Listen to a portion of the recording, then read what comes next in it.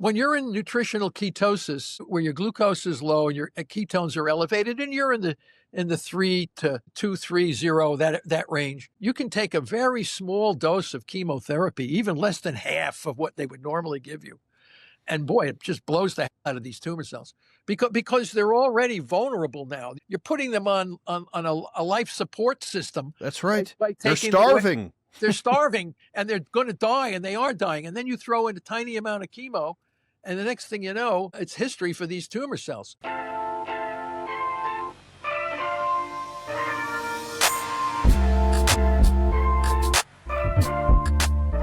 Hi, everybody, and welcome to another episode of Ultra Life Today. My name is Kyle Drew, meat-eating, tofu-hating nutritionist. So glad that you're joining us. You know, we had a part 1 conversation with Dr. Thomas Seyfried, professor of biology at Boston College, and it was riveting and it was technical.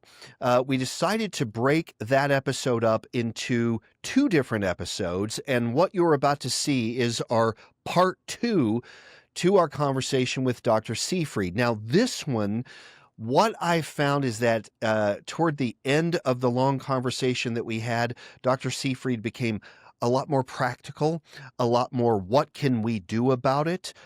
He talks about therapeutic strategies, but also prevention strategies.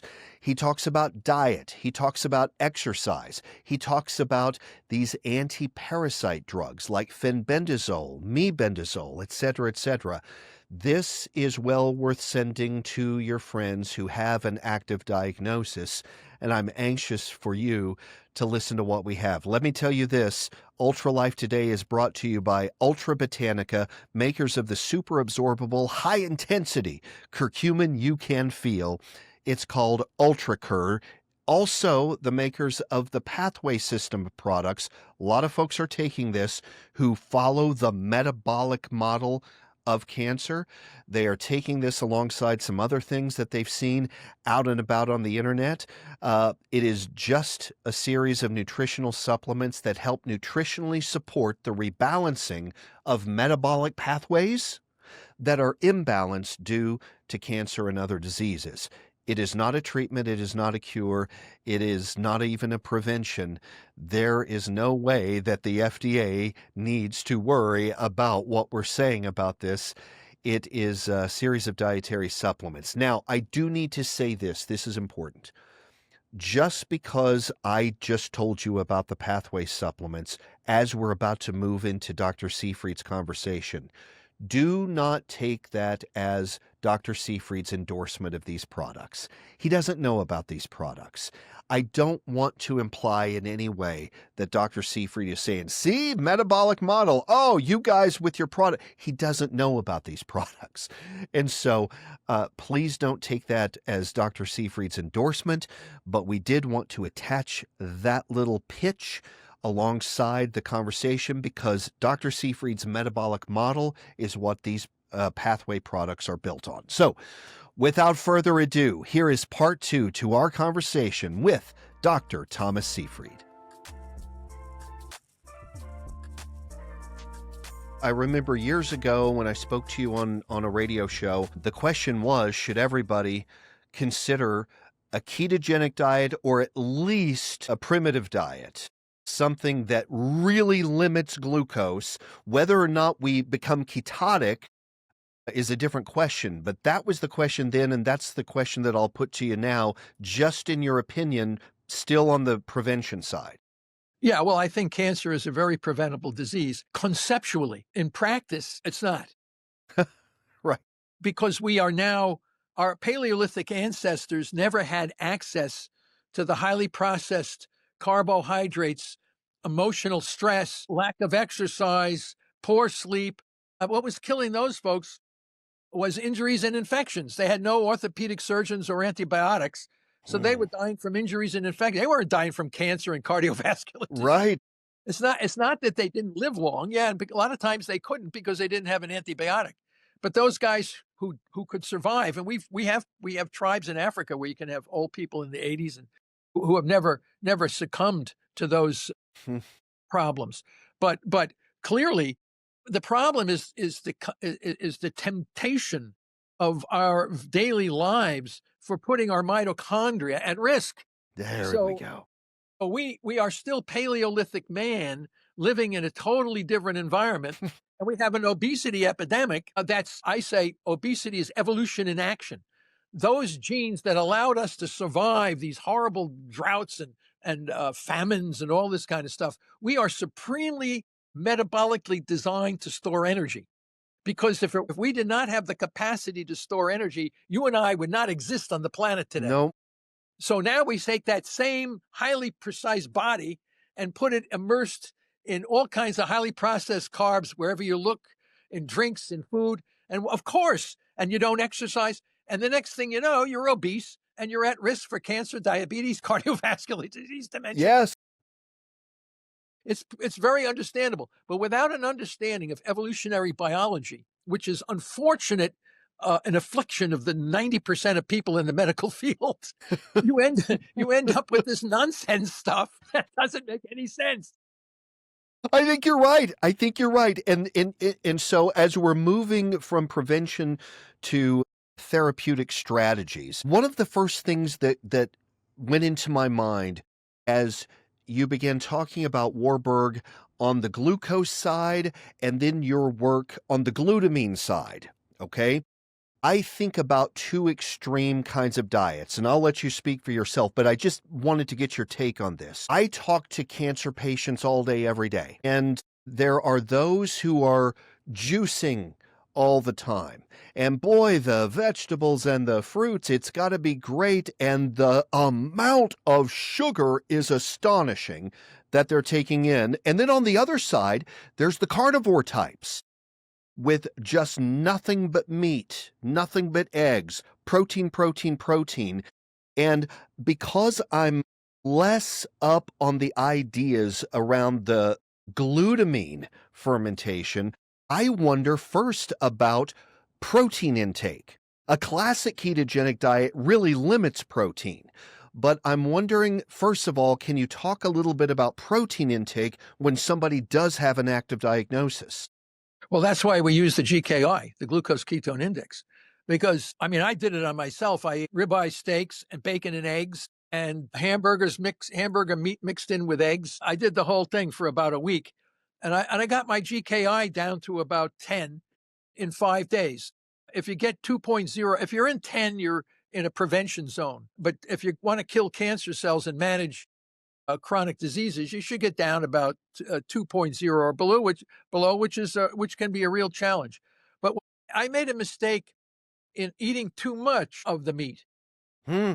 You're hungry.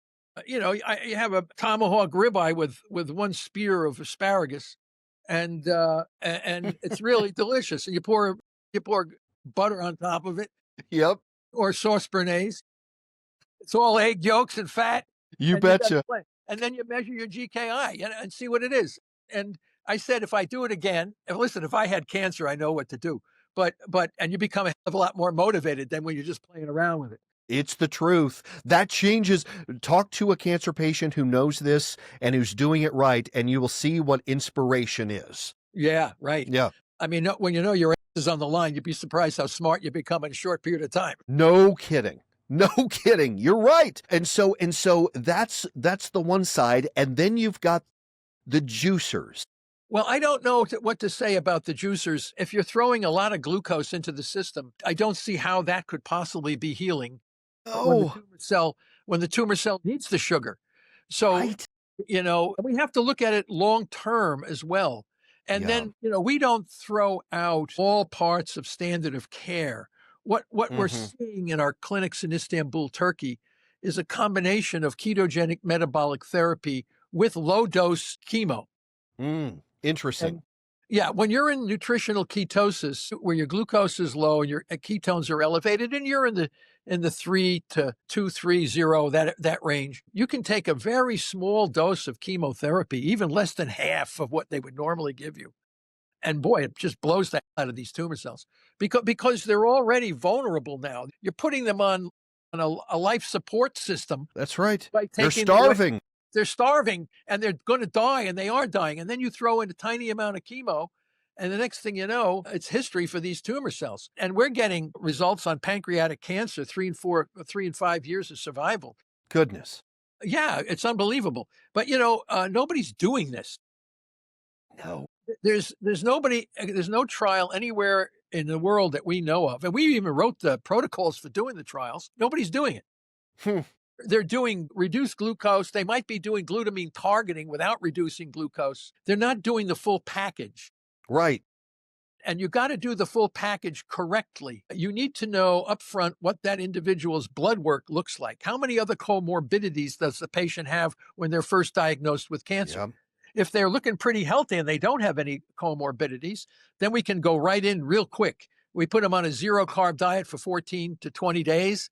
Your body gets acclimated to this absence of glucose. And then we do water only fasting. And then we hit them with the parasite drugs.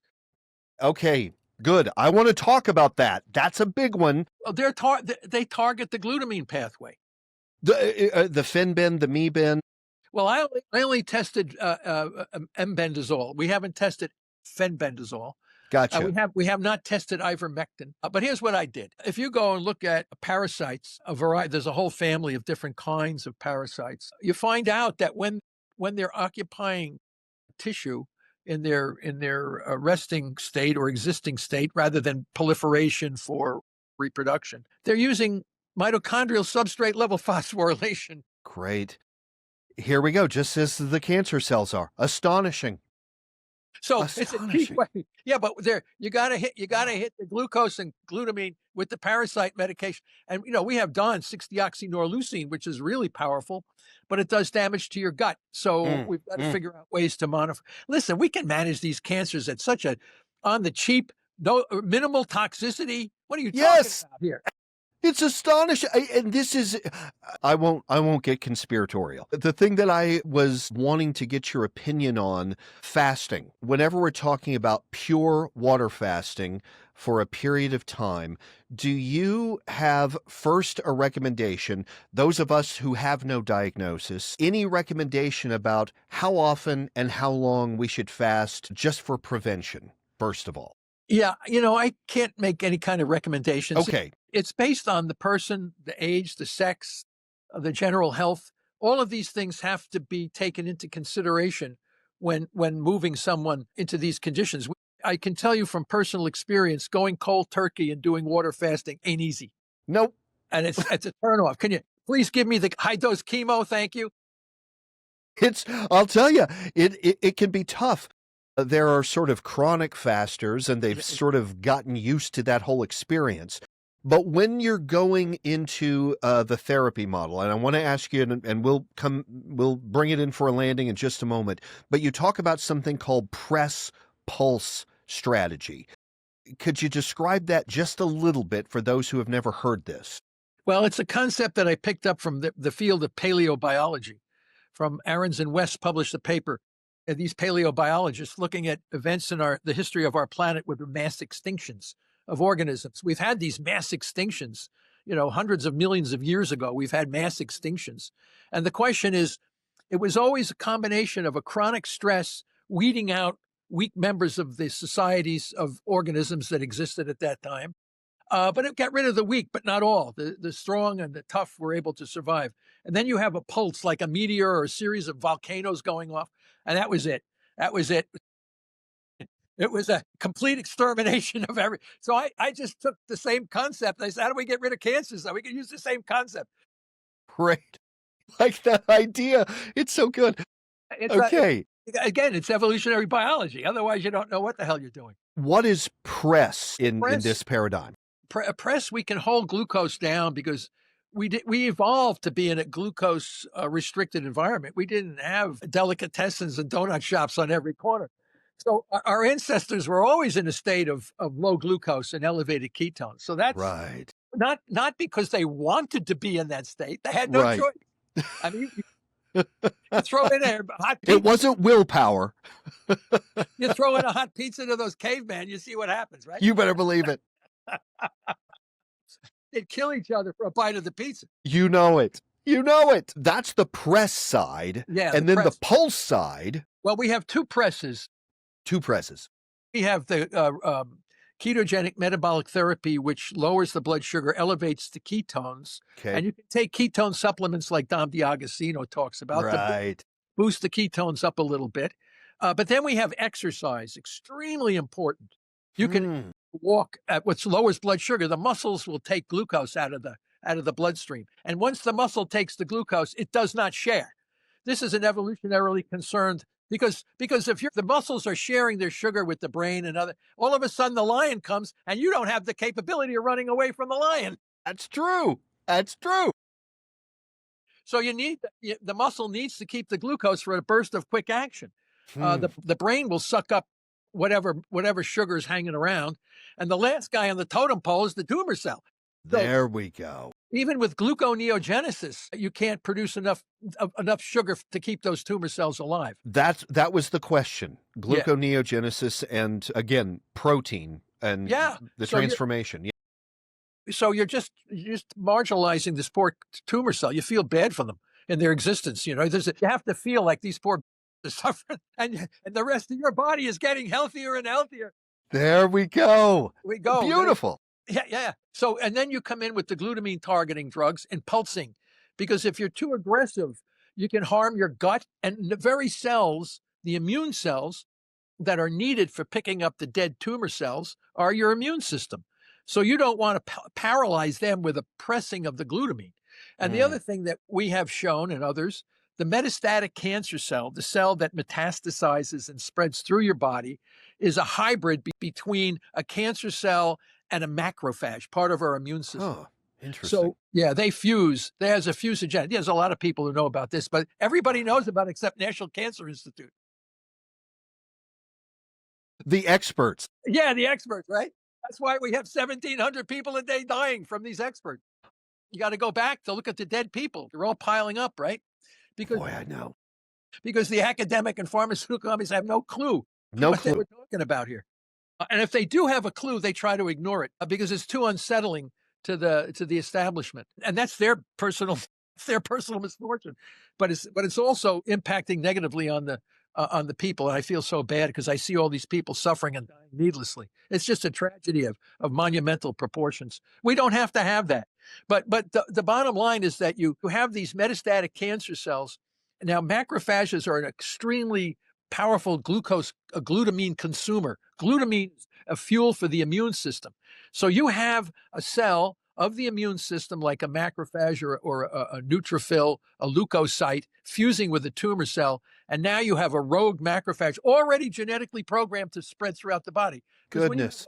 When you have a wound or something like that, the monocytes come pouring out of the bloodstream and go into the wound to heal the wound. They throw growth factors and cytokines and do all this stuff. And when the wound is not healing, they fuse together to even facilitate greater wound healing. But if the cancer cell is throwing out lactic acid like a wound, then the immune cells are behaving as they're genetically programmed, but in an abnormal context. Oh. So then all of a sudden you get this fused hybridization, and then these things spread all through your body, and everybody's poisoning your body and shooting radiation and all this crazy shit. And these things can't live without glucose and glutamine. What the hell?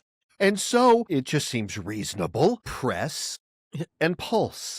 Yeah. This combination. And this is what you are seeing is really beginning to change the dynamic of how the precious few patients who have been exposed to this, and maybe they found a clinician that can hold their hands, but there are so few. And oh, how I want everybody to know about this.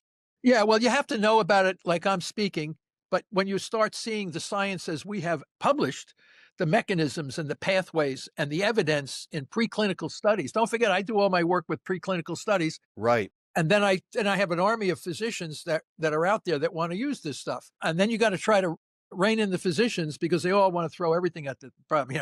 Oh, well, a little of this work, a little berberine here, a little of this there. And I said, well, get to the heart. If you want to throw something at the cancer patient, like a supplement or anything, just make sure it doesn't harm them, because you can get benefit from a placebo effect by doing one of these things. But as long as you're holding the restriction of the glucose and the glutamine, and then you can use small doses of radiation or chemo. You can use immunotherapies. Oh, you hear them advertised every night on TV. Yep. How wonderful it is. And they spend more time telling you how it's going to kill you than how it's going to save you. You betcha. And the reason why it doesn't work for a lot of people is because the acidification of the tumor microenvironment blocks the ability of the immunotherapy to work. And the acidification is the waste products of glucose and glutamine. Oh, So we know why these things don't work. We know more about this problem than anybody else on the planet. And we have the evidence to support, both scientifically and clinically, the evidence to support what we're saying. The problem is when the NIH tells you it's a genetic disease, you yep. can't think out, you can't think another way. And the academics are getting millions of dollars in research grants doing the same crazy shit that hasn't worked for 50 years. So Yep. the pharmaceutical companies are making hand over fist on drugs that They have no interest, right? it's a mess up and down the whole system. Oh my But if you want to goodness. live and you want to be healthy, do metabolic therapy and have somebody that really understands what's going on. Well, and And you go down to the clinics, go to the top medical schools and ask them, do you know anything about targeting glucose? I never heard of it. Eat as much sugar as you want. Glucose, I mean, yes, it's like nuts. yes. Almost their strategy almost ensures the chronicity of the disease. Yes, I don't think they're doing it purposefully. Of course not. They're doing it out of lack of knowledge and training that never brought them to understand what we're talking about. Well, if more and more of them could be turned on to the work of you and your colleagues, I think that we could have a revolution. Oh, if that day could come, it wouldn't be too soon. Well, you have the people on your side. You sure do. Man, you do. You've The got the problem is folks. you have the people that really would want to benefit. Establishment, the system is not on your side. That's it. It's the system. That's exactly right. Well, I got to tell you, Dr. Seyfried, what you have devoted your life to is well worthwhile. Not everybody can say that. And I just say, God bless you.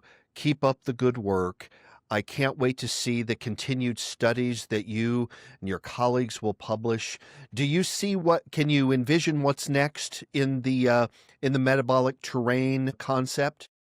Yeah, and also it's important to mention that the research that we do is all supported by private foundations and philanthropy. Goodness So, gracious. yeah, I mean, my career earlier on was supported by NIH grants all the way up for decades. But then when you start doing this kind of stuff, that really is Right. not part of the it's not part of the mainstream. Not part of the script. It'll be the new standard of care, Uh-huh. but getting there is like walking on hot rocks. I believe it. But so we have people that support our foundations, Hmm. and there are some people who say, I don't care if I make money on this. In other words, philanthropy without strings. They just Phew. want to see people alive and healthy. Yes. And what we're doing now is we're trying to find a tumor cell that's not dependent on glucose and glutamine. Hmm. We haven't found any yet. So Still looking, huh? Still looking. we're looking at lung, colon, breast, pancreatic, you name it. What about liquid tumors, the leukemias and lymphomas? They're blowing out lactic acid and succinic acid, Wow. and they collect lipid drops. Here's the crazy thing. The people in the cancer field say, oh, they're using lipids like crazy because they've got all these lipid droplets in the cytoplasm. Yeah. The reason the lipid droplets are there is because the mitochondria can't metabolize the fatty acids. So you put them in lipid drops as a protective mechanism. Oh. Because if you start burning fatty acids, you're going to produce ROS and kill the damn tumor cell. It folds on itself. Astonishing.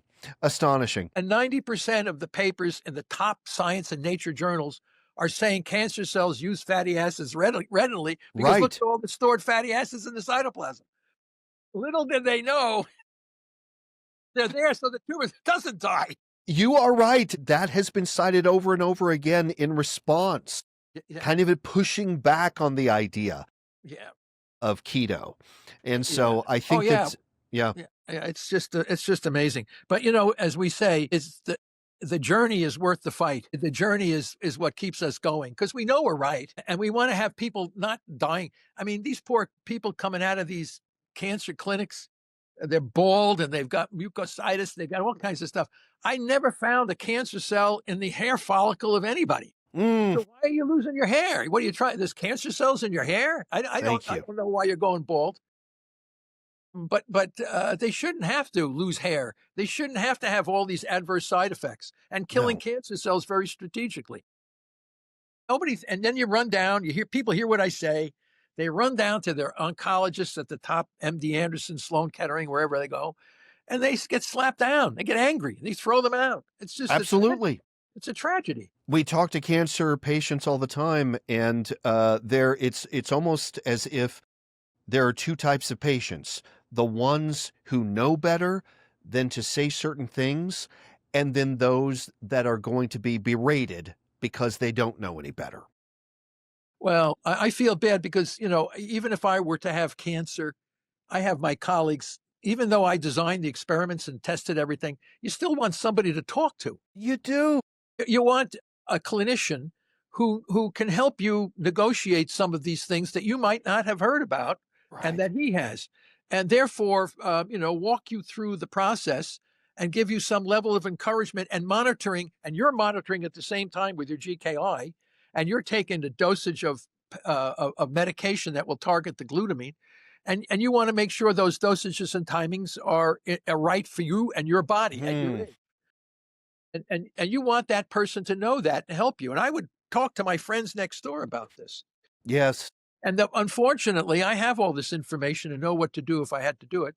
Uh, but most 99% of cancer patients don't have this. No, absolutely not. And that's why it's so important to get this message out on platforms where the lay public. I love talking to cancer patients and they bring up your name. I love it when they have found you somehow on podcasts, some of your speeches. This is terrific. We are humbled and we're grateful that you would be on this podcast. We hope to have you back someday. Boy, oh boy, keep it up. Keep it up, Professor. Thank you for what you do. Well, we won't stop until we start seeing the consistent drop in cancer deaths year in and year out. Yes. So the needle needs to move. Well, just since we've started this podcast, about 70 people have died That's of right. cancer. That's right. Which It's is tragic. it's high time we get that closer to zero. And Yeah. we're not going to do it if we keep chasing the somatic genetic model. It's just faulty. It doesn't work. Here's where we need to be. And I thank you for taking the arrows, because I know you're taking a lot. But thank you for taking the arrows, brother. Might does make right, or right does make might. Yeah. Well, thank you very much. Pleasure. Thank you, Professor. Thank you for watching Ultra Life Today. Well, that was a power-packed episode. I hope you enjoyed it. Dr. Thomas Seyfried really is a legend. I put him on the Mount Rushmore of most important cancer researchers of our time, right there with Dr. Otto Warburg and others.